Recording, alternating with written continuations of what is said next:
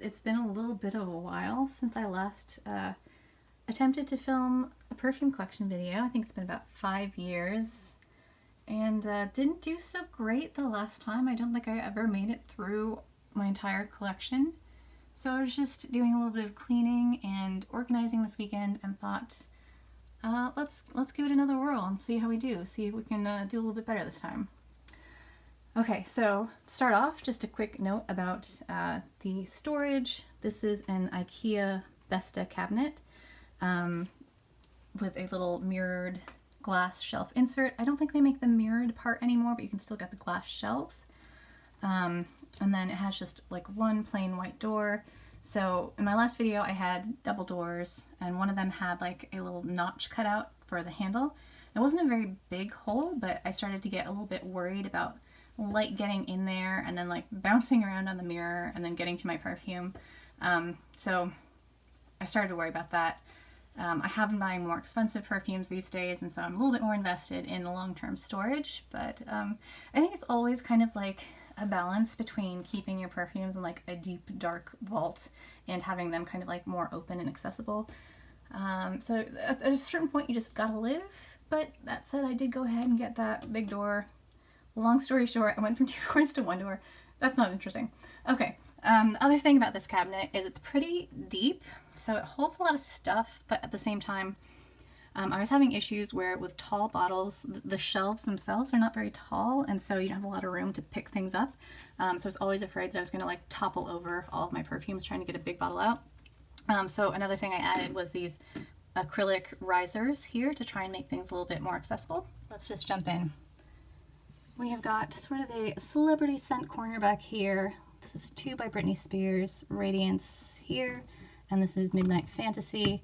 This one is a very sweet kind of blueberry jello scent. I like wearing this to bed and not really any other setting. And then this one I don't really wear much anymore, even though it's like it's perfectly fine and pretty, but there's just always other things I'd rather wear. I do enjoy keeping it around for the bottle, which I think is kind of like tacky in a fun way. It kind of reminds me of like children's play toy makeup stuff. So I think that's a perfectly fine reason to keep a perfume around, so we're keeping it for that. Next to it, we've got some Mariah Carey perfumes, and I have to say I really hate these butterfly bottles. There's a certain kind of tacky that I enjoy, and this is not it, so it's fine. They come in these bottles. They're nice perfumes. So I've got another one down here. This little bottle is Lollipop Bling Be Mine. It's sort of a watery, fruity chocolate scent, which sounds kind of weird and is a little bit weird, but it sort of works. And then this one is Luscious Pink and Ultra Pink down here. These two, the Luscious Pink and the Ultra Pink, are very similar. They don't smell exactly like this, but they are kind of in the same vein as like Marc Jacobs Daisy or Chanso Tendre, where they're just sort of like really light, fruity floral scents that are easy to like and not offensive to most people, so easy to wear, and I do really enjoy wearing these. Weirdly get a lot of compliments on these two, which is surprising since they are so light, but that is always a fun moment when you're out someplace and you're like, yes, this is Mariah Carey Luscious Pink. So no shame, it's fine. I mean, a little bit of shame, but it's still fine. Okay, so that's Mariah Carey. Then we have, this is Malizia Bonbons Milkshake, which is very literally like a vanilla milkshake. It's a little bit alcoholic at the beginning, but it's very cheap, so that's okay. Next to it we have Jessica Simpson Fancy. This, again, weirdly, I mostly like to wear to bed. I don't know why, it's very strange, but bedtime perfume is like, I don't know, it's just like a strange and personal thing. Anyway, this is a very sort of fruity, sweet opening, and then a nice caramel dry down. Really great projection and longevity there, so you get a lot of bang for your buck. And I've got 2 by Moschino. This one is I Love Love, and again, strangely, I mostly like wearing this one to bed more than any place else these days. I don't know what's up with that, but this is a very sweet, juicy, very cheerful orange grapefruit scent. It's crisp and refreshing. I really like that one. Back here is Hippie Fizz, which for the longest time I thought was called Happy Fizz, to the point where if I saw Hippie Fizz like on a website or something, I'd be like, oh, they've got a typo there. To be fair, I think Happy Fizz is a better name than Hippie Fizz, but that's neither here nor there. This is a lemon raspberry scent. It's kind of more like lemon scented than smelling like an actual lemon, so it's a little bit synthetic, but like not in a bad way. So it's very sporty and casual. I like that one. Back here we have Vanilla Musk by Coty. This is a super cheap drugstore perfume that I used to wear in the 90s, back when I was in middle school, high school. And I recently had a sample of Serge Lutens Du Sommaire, and it reminded me of something, and I thought it reminded me of this, and it does smell very similar to me. And you know, I have no doubt that the Serge Lutens version is much more complex and interesting and high quality, and this one does smell like alcohol when you spray it, but this one also costs $10. So if you were interested and you like Du Sommaire, check this one out. You know, you might like this one as much, almost as much per dollar. Yeah, so it's cheap, it smells like Du Sommaire to me. I'm sure that's sacrilegious to a lot of people, but moving on. Next to it we have from the house of Kyse, or Kyse, used to be Perfumes by Terry. It's Sucre et Fleur, which is a nice sort of cherry almond scent. This house makes a lot of gourmand perfumes, and this is the only one of theirs that I've tried, but I really like this one. Next to it, we've got another kind of silly plastic bottle. This is BCBG Max Azria. This is kind of like cherry blossom, and I think of it as sort of like a Shirley Temple. It's got this kind of like bubbly, effervescent quality to it that it's just easy to wear and nice. I like this a lot more than I expected to. It's not too sweet. It is sweet and fruity and pleasant, so. And then we have Versace Bright Crystal. This is just a watery, fresh, peony yuzu scent. I didn't want to like this one because it is pretty basic, but I do like it. I love this one. I wear this all the time. It's easy to wear and just throw on. I think everybody needs like just sort of a utility player that you can pull out anytime. It'll never let you down. This is it for me. It's fresh, it's clean, it's light. People like it. So no regrets. I like Bright Crystal. That's fine. Moving back here, we have a little bottle of L'Instant Guerlain, the EDP. This is a very ladylike, powdery vanilla magnolia scent. So a little bit old-fashioned, a little bit buttoned up, but very beautiful. Has a cheap plastic cap that I don't love. And then next to it, also kind of ladylike. This is Elie Saab Le Parfum, just the regular EDP. This is a very honeyed orange blossom scent that I don't find myself wearing a lot these days, but I should try and wear that more. Then we have two by Balenciaga. I love this bottle. This is Flora Botanica. This is a very watery, fresh kind of green rose with stems and leaves, and it's really beautiful. I'm sad they discontinued this. And then this is Balenciaga Paris. This slightly powdery green violet leaf perfume. I used to love it. I really don't wear it anymore, but I still am keeping this around because this is the first perfume that I bought when I kind of started to get into perfume as an adult. So it's kind of a souvenir of that time, and I just think the bottle is gorgeous. Like, it's so simple, and I just love that. So that is sticking around even though I don't wear it as much, or really at all anymore. All right, moving down here. This is by Hermes. This is Eau de Merveille. This is a beachy scent, but not like a hot suntanny beach. This is like a cold, windy, rainy, rocky beach with pine trees. These are two L'Artisan perfumes. This one is La Chasse aux Papillons, which I just think is like the perfect springtime scent. It is so sunny and cheerful and floral and just pretty. It's got this like very bright lime blossom note at the opening, and it's really, really beautiful. Yeah. And then this one is Mimosa Pour Moi. That one I actually bought because I'd read that it was similar to the Body Shop Leap, again from the 90s. Like the cool girls in my class in high school wore Leap, and I wanted to be like them, and I didn't even like the way Leap smelled at the time.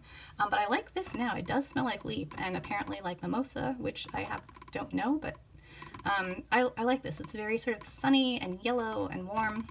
So that is a very pretty floral perfume. Next to it, we have Estee Lauder Bronze Goddess.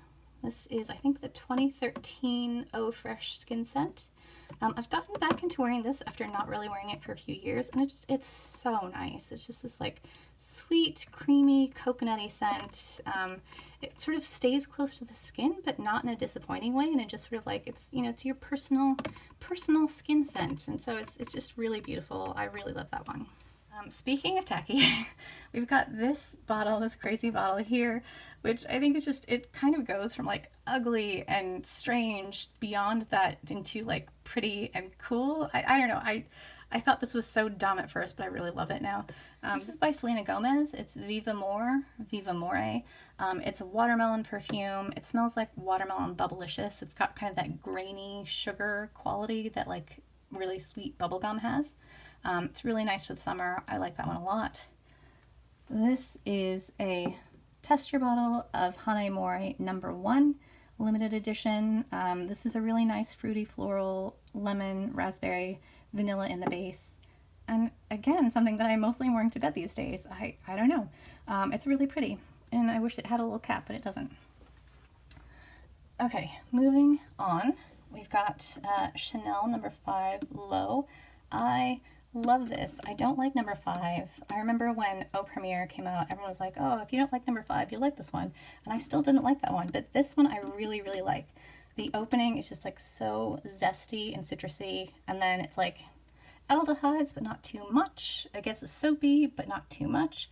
Just fresh and clean and very, very pretty. I like that one.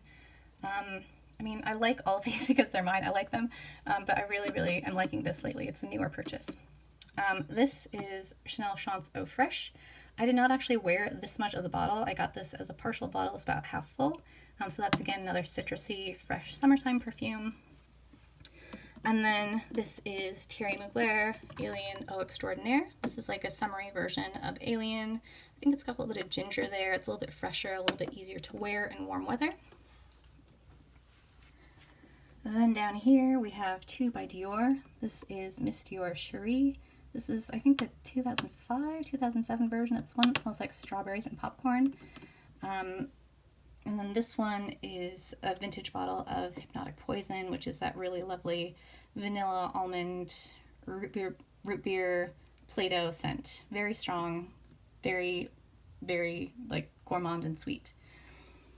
Okay, moving up here, I've got a bunch of Guerlains. This is Shalimar Souffle de Parfum. I really love this souffle line. It's like lemony, powdery vanilla.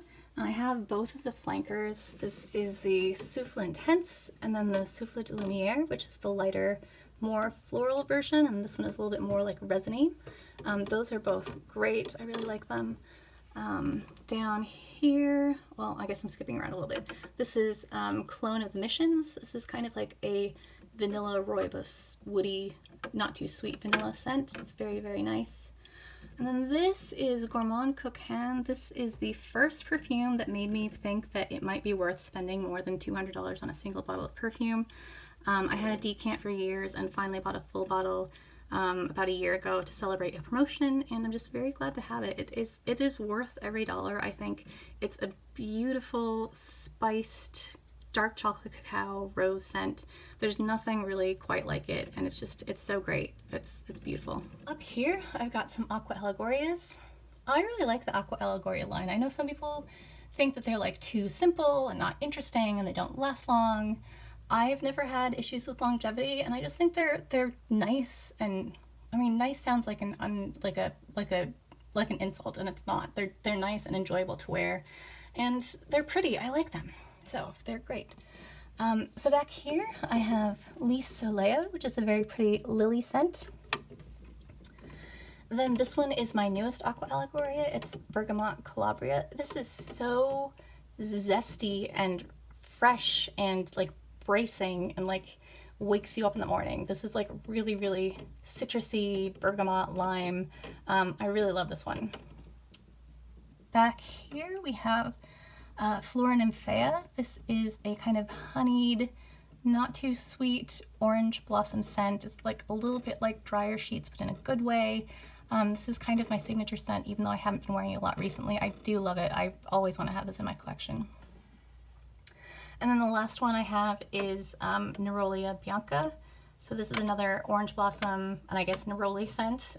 It's sweet. It's a little bit like an orange popsicle, but again, in a good way, like a fancy orange popsicle. It sort of has like green notes too. So it's the orange and then the stem and the leaves. This is very pretty, very easy to wear, very likable. All right, then we have here, this is a vintage bottle of Givenchy Organza Indecence. I have the vintage bottle. It's like a little 10 ml, 15 ml. And then I have the modern formulation here. This is one of my favorite cold weather vanilla perfumes. It's just so, it's a beautiful, spicy, milky, not too sweet vanilla. And then it's got this kind of like pithy, bitter, orange grapefruit note at the top. I think both versions, the old one and the new one, they're pretty much the same. The old one, the cinnamon, is like a little bit rougher, a little bit more like woody and like bark compared to the new one. The new one is smoother, but like one is not better than the other. They're just slightly different in texture. So, you know, if you like the woodier, rougher texture, then go for the old one if you can find it. And then if you like things to be smoother, then this one might be better for you. But they're both pretty much the same after like 10 minutes or so, and they're both beautiful. So I think you can't go wrong. They're both fantastic.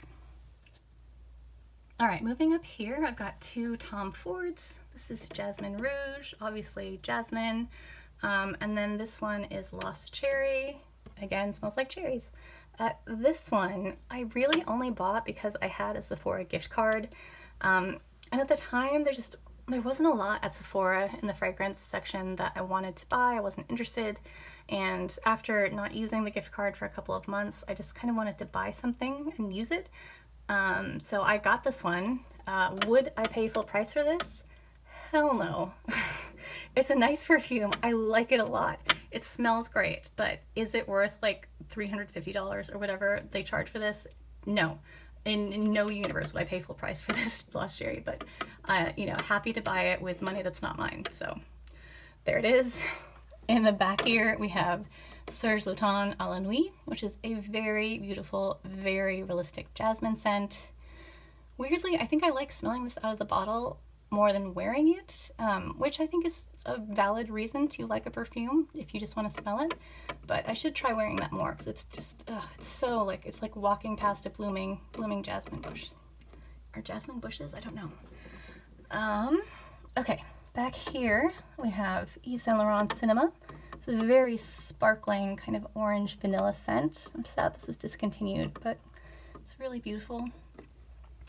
And then up here we have from Lush, this is American Cream. It's sort of like an herbally vanilla that supposedly has a strawberry note in it, but I've never gotten that from the perfume or from the conditioner. It's got this little paper tag that got torn off, but there are no identifying marks on the bottle, so it's only the tag, so I just keep it here. I don't know, in case I suddenly forget what that is. And then finally up here we have MAC Velvet Teddy. This is like a very nice sweet tobacco scent. Oh wait, no, here. We've got this, El de Lolita Lempica. This is a very beautiful, gourmand, super spicy, strong vanilla kind of Christmas spice scent. It's actually, to me, really similar to Xerjoff Lyra, which is much more expensive. They're both good. I kind of want them both, but I don't know why. And then it also sort of reminds me, I think it's kind of similar to Frederic Mall's Musk Rapture. Yeah, they smell very similar to me. And this is very affordable if you can find it on eBay. That's still kind of around, even though it's discontinued. Okay, back here. This is the newest perfume that I've added to my collection. This is Hermes Eau de Rhubarbe Écarlate. Rhubarb scent, very tart, very refreshing, very crisp. And weirdly, this one also has kind of a Body Shop 90s connection for me. When I first got a sample of it, it just reminded me of Dewberry, which I used to wear in high school and even a little bit in college. And I don't actually know if this like literally smells like Dewberry since it's been like 20 plus years since I've smelled that, but when I smelled the sample, I just got Dewberry vibes. So it's a great perfume on its own, and then it also has this weird memory for me. Down here we have Un Jardin sur le Nil, which is another crisp, refreshing, citrusy scent that has grapefruit. It's got green mango, tomato. This This one's great in the summer, hot weather. Then I have two from Salvatore Ferragamo, Signorina. This one is the original EDP. The line seems to have expanded quite a bit over the years. This is one of my favorite perfumes, and it has this fizziness, like kind of a nose tickling quality that I think kind of sets it apart from just your normal sort of fruity gourmand scents. It keeps it from getting too sweet or too boring to me, to my nose. It just sort of like wakes me up when I smell it. I think it might be the red currant and pink pepper, but this is really beautiful. I love this a lot. And then I got the Eau de Toilette version, which despite the notes that are listed on Fragrantica, I feel like this is more of a peony scent than a rose scent. It kind of reminds me of a cross between Bright Crystal and then Signorina. It's got a little bit of that fizziness to it, fizzy nose tickling quality, and it's like a watery, fresh, fruity floral. It's not, I don't love it as much as the other ones, but it's totally wearable. I will wear this bottle. It's nice. And then I think these are the last two. Oh, okay, so this is Dolce & Gabbana L'Imperatrice. This is a watermelon, kiwi, again, rhubarb scent. So rhubarb keeps it sort of tart and sour and fresh, not too sweet. This is great all the time, but it is super beautiful in hot weather. It just really blooms on the skin when it's very hot. I've worn it in heat waves. It never gets to be too much. So this is really fantastic hot weather perfume. Yeah, fruity, sour. You have to like sour things to like it. So I've gone through a full bottle of this already and have a backup because I really like it. And then finally, we have Sicily by Dolce & Gabbana. This is sort of an unusual perfume that has a banana note in it. So it opens with aldehydes. It's kind of soapy and strong, but then it dries down to this very soft, but not like weak, but just sort of soft and gentle, sweet banana vanilla scent on the skin. So it's really, really great and interesting and unusual. Oh, I actually have two that are not in this cabinet yet that I will grab here. This is Elizabeth Arden Green Tea, which I feel like I've heard a lot about on YouTube recently. I mean, not recently, but I've just been watching a lot of perfume videos and this keeps coming up because it's like a Francis Kirchhoff scent, whatever, blah, blah, blah. This, I think I can see why people like it so much. It's like crisp and fresh and citrusy. So yeah, I haven't really worn it much, but it seems like nice for warm weather. And then finally, we have this honking 100 ml bottle of Sunflowers by Elizabeth Arden. I was hoping that I could find a tiny bottle of this, since this is again like a nostalgia memory thing for me. This like instantly transports me back to being at the mall with my friends in high school, walking through department stores. I don't know, like I don't want to go back to the 90s. I don't want to be a teenager again, but there's something about like being transported back to another time that is just so special.